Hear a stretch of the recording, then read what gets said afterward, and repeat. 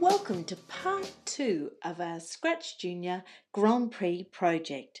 So in the first video, we created our background scene.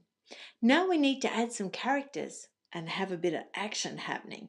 So let's press the plus sign over on the left-hand side. And you'll see that all these red and blue cars are in my character window here because I've done them quite a few times. But I'm going to go down and I'm going to pretend that I'm adding it for the very first time because I want to show you something. So I'm going to select the blue car and you'll see that the character in the blue car has got a blank face. So if we press the paintbrush tool, we'd go into our creative area. Now you've got a lot of options here. You could choose the squiggly line in the top left and you could draw him a face. Or you could go over to the camera tool, which is over on your right-hand side toolbar, and you could take a selfie. And the way you do that is you press the camera icon and then you just press in the middle of the face of the character and you can take a selfie.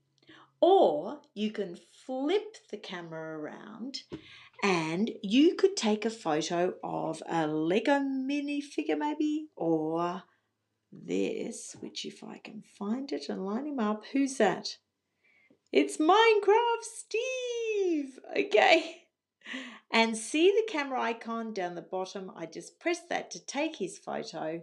And if I press the tick in the top right, I have my blue car character and I have Minecraft Steve sitting in my car, which is fantastic. Now I want you to pause the video and I want you to add a red car. Next character we need is a green button. So we're going to press the plus and we're going to go into the drawing area. We're going to choose the circle, the vector circle shape. Choose the color that you want your button to be. For me, it's green. I'm just going to draw a circle. Then I'm going to use the paint bucket tool to fill that in. Tap the tick and we're back in our coding area. Now you'll notice that that stage is very, very messy, isn't it? There is stuff everywhere. Let's drag it around with our stylus or our finger and try to sort it out a little bit. Now the button's okay, but the cars are way too big for the stage. So we've got to use our thinking, our computational thinking skills, and we have to solve this problem. Now, I think we can use code that programs those cars to get smaller when we start the project. Now, let's think. I want you to pause the video and I would like you to add code for the blue car so that when the green flag is tapped, he shrinks in size. And I'll see you in a bit. Welcome back. I'm going to show you what I did. I dragged the green flag into my coding area. Then I went into the looks menu and I chose a coding block that sort of showed me that it shrinks things. And then I wasn't too sure what to set that number at. So what I did was I hit the green flag up on the top of my screen there and checked how much that code shrunk the blue car. Now, it didn't make it quite small enough for me, so I knew straight away that I needed to increase the number under that shrinking block, and I ended up making it 4. When I ran the code again to check my code, perfect. It was the perfect size for my scene. Then I just added the same code to my red car, so I'll quickly do that.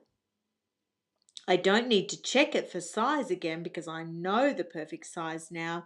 We'll run our code by clicking the green flag. Perfect. That's exactly what I wanted to happen. Now the next thing we need to do is we need to add an instruction. See that green button in the middle of the screen? We need to tell people what to do with that. We shouldn't just assume that they know what to do. We should give them a simple instruction at the start of our game so that they know what to do. So we're going to tap the ABC icon up the top there and we're going to type our instruction. So my instruction is going to be press green button to start. Now I'm probably going to shrink that. So I'm going to tap the 3 little A's there and I'm going to make that quite small so that it fits on my stage. And then I'm going to slide it up to the top of my scene. And that's really clear now. They know to press that green button to start. But if I press that green button, nothing happens. We have to make it do something. So we need to select the green circle character over on the left-hand side and we need to code that. Now let's have a think. What do we want it to do? We want something to happen when someone taps it. We want something to happen. So let's have a look in our coding blocks. Have a look and see which one you think it might be. Did you choose this one? Start on tap? Yep, that's the one we were looking for. Now when they tap it, we wanted to go to the second scene. And when we want something to go to the next scene, we go into these blocks here. But it's not giving us that option yet. And the reason why it's not is because we haven't created a second scene. We haven't even done that yet. So I think that's a really handy place to pause this video and we'll come back with part 3. And in part 3, we will create our second scene. See you then. Bye.